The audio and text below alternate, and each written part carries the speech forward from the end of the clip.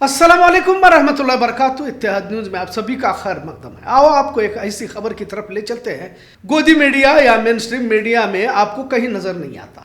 RSS 100 साल पूरे कर चुका है और इसकी तारीफ भगवादारी भर भर के कर रहे हैं। दुनिया का सबसे बड़ा संगठन भी कहा जाता है, लेकिन इसके अंदर किस तरह के खुराफात मौजूद हैं, शायद इसका इल्म कई सारे लोगों को न हो और शायद कोई बता भी ना पाए, क्योंकि इन्हें बताने में शर्म आती है। हाँ, अगर किसी मदरसा मस्जिद मौलाना का कुछ हल्का दाग भी नजर आता है तो सुबह से शाम तक ये छाती पीटते रहते हैं, हफ्तों तक डिबेट चलता रहता है और यही इनका काम है। खैर, आरएसएस देशभक्त तंजीम, राष्ट्रभक्तों का जमावड़ा वगैरह तो सुनने में आता रहता है।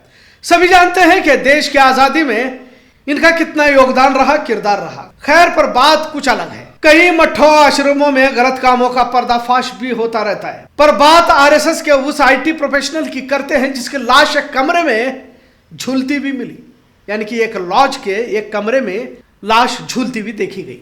लाश को तिरुवनंतपुरम के थम्मानूर की एक लॉज से हासिल किया गया। आईटी प्रोफेशनल जिसका नाम आनंदू अजी है, अपने सुसाइड नोट में आरएसएस की शाखाओं में दी जाने वाली तकलीफ के मद्देनजर खुदकुशी करने की बात लिखी है। नौजवान की उम्र 26 साल है और इसका नाम आनंदू अजी है, जो केरला का रहने वाला था। यह आरएसएस का सरगर्म कारकुन था। इसने लिखा है कि इसके वालिद ने बचपन से ही आरएसएस में भेजा था देश सेवा के लिए, जब वो सिर्फ 3-4 साल का था, और उस वक्त से इसका सेक्सुअल हरासमेंट आरएसएस के कई लोगों की जानिब से मुस्तकिल किया जाने की बात इसने कही है। सुसाइड नोट में आगे इसने कहा है कि उसकी मौत की वजह किसी तरह नाकाम रिश्ता वगैरह नहीं है, बल्कि गहरी चोट है। कुछ साल पहले उसे ऑब्सेसिव कंपल्सिव डिसऑर्डर डायग्नोस हुआ था। बाद में पता चला कि आरएसएस के कई लोगों ने गंदी हरकत की थी, जिसकी वजह से खुदकुशी का इसे फैसला लेना पड़ा। कांग्रेस ने कहा है कि आरएसएस पर इस नौजवान ने संगीन इल्जाम लगाए हैं, जिसकी गहराई से जांच जरूरी है, और जो भी इस नौजवान की मौत के लिए जिम्मेदार है, इस पर सख्त कार्रवाई होनी चाहिए। कई सारे लीडरों ने भी इस मामले में पूरी जांच होनी चाहिए का मुतालबा पेश किया है। अब आनंदू अजी की मौत के बाद कई सवालात आरएसएस पर उठाए जा रहे हैं। क्या बच्चों की और नौजवानों की भी इज्जत यहां पर महफूज नहीं है? क्या सवालात माशरे में उठाए जा रहे हैं? और अगर इस तरह की हरकतें चल रही थी तो कब तक इस तरह की खामोशी क्यों बरती गई?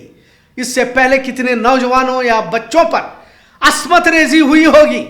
अब जब मरने वाले ने यह लिखा है तो सिर्फ आरएसएस को बदनाम करने के लिए कहकर इसे नजरअंदाज तो नहीं किया जा सकता।